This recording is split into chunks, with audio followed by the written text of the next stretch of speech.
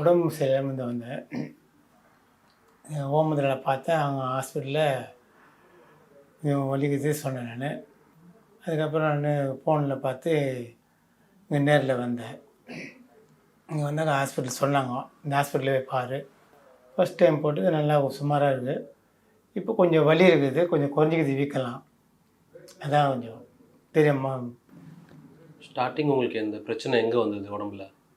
இங்கே தான் வந்து தொண்டை இருக்குச்சு. இங்கே தான் மெயினாக அந்த தொண்டை தான் மீங்க முடியாது இருந்தது. இப்போ தொண்டையில் சாப்பிட முடியுது, கொள்ளுது.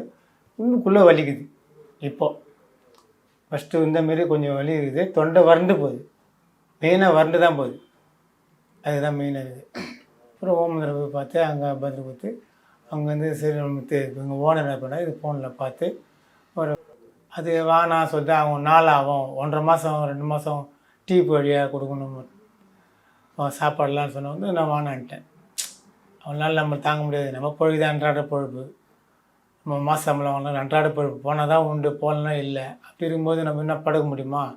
அதெல்லாம் முடியாதுன்னு பிறரில் பார்த்துக்கலாம் அப்படின்னு வந்துட்டேன்.